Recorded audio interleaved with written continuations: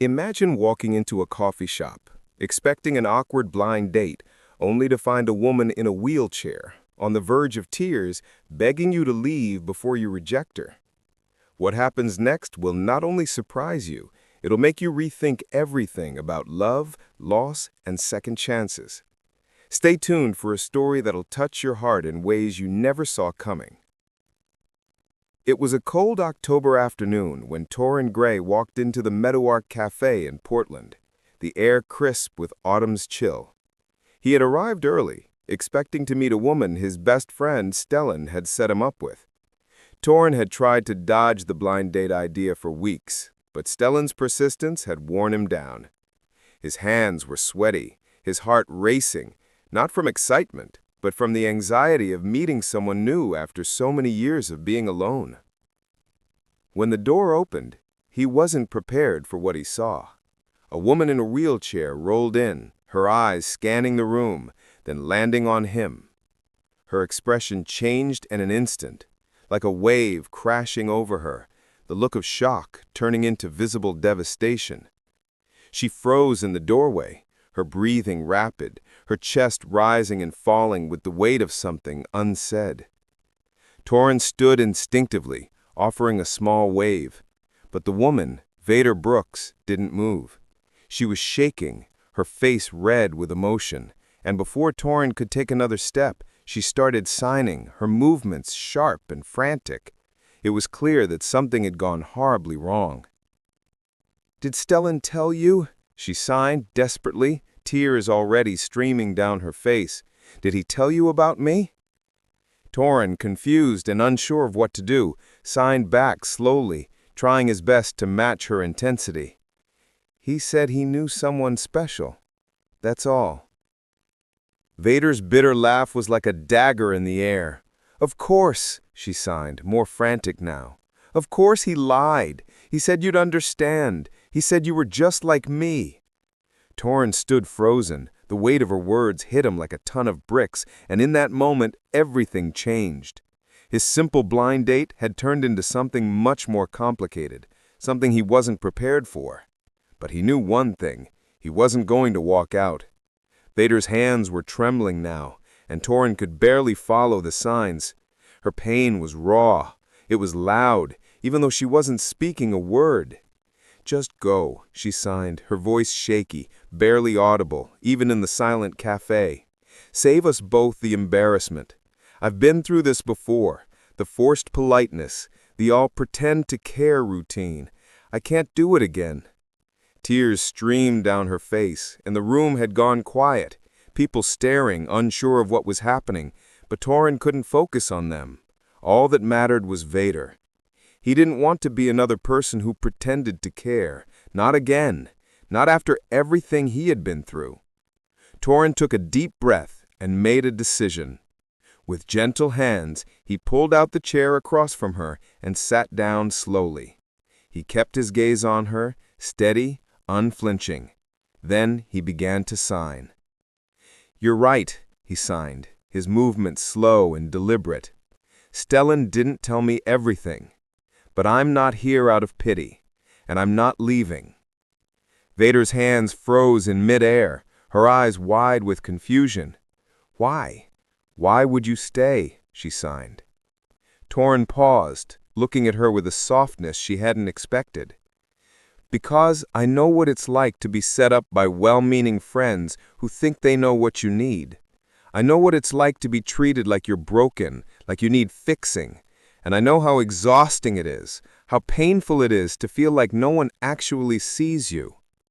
Her hands stopped shaking, but the vulnerability in her eyes was unmistakable. And Torrin wasn't done yet. "My wife died 3 years ago," he signed, his hands steady despite the grief that still gripped his heart. "And for 3 years, everyone has tried to set me up, to get me to move on. I get it. I know exactly how you feel. But I'm not going to pretend I don't understand." Vader stared at him, her breathing still uneven.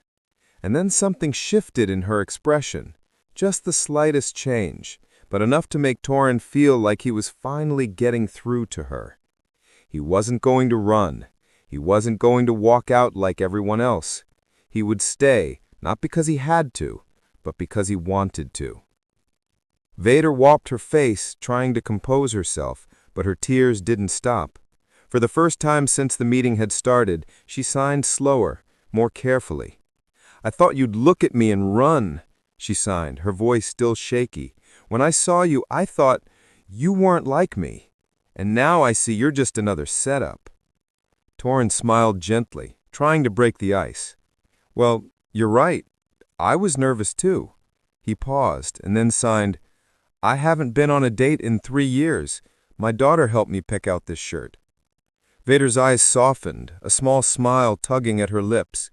She signed back, "So, you're a dad?"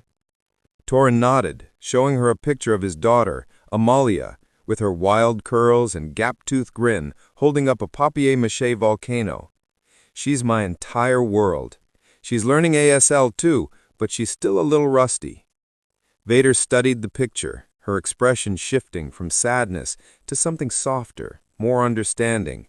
She signed, "She's beautiful. She's lucky to have you." Torrin smiled back, grateful for the change in tone.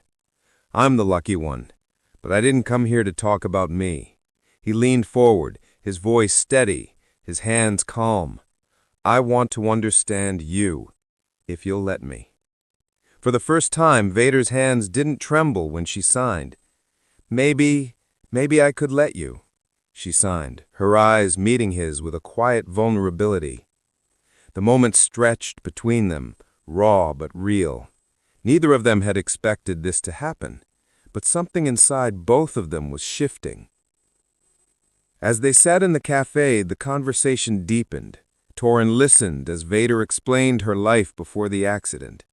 She had been engaged, working in a tech startup, loving the outdoors. But that all changed one fateful day when she fell 40 feet while hiking.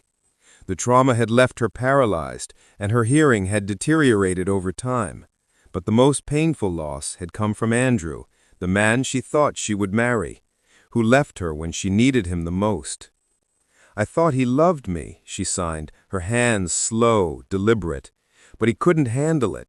He left me in a hospital, still learning how to live in a body that didn't work the same way anymore." Torrin nodded, feeling a familiar ache in his chest. "I know that feeling," he signed back. "I lost my wife to cancer, and just like you, I had to learn how to live without her." Vader's eyes softened. She saw the grief in his face, the pain of loss that mirrored her own. And in that moment, they weren't strangers anymore. They weren't a setup or an awkward meeting.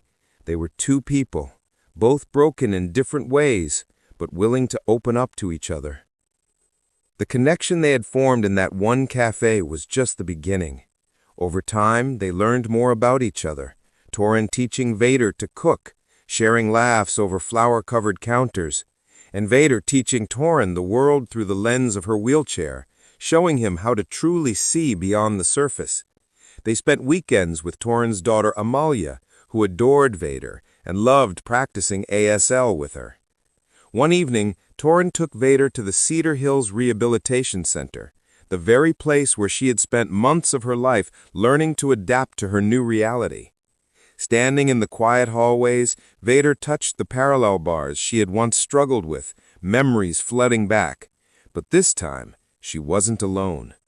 Torrin was there, not as a pitying figure, but as someone who truly understood.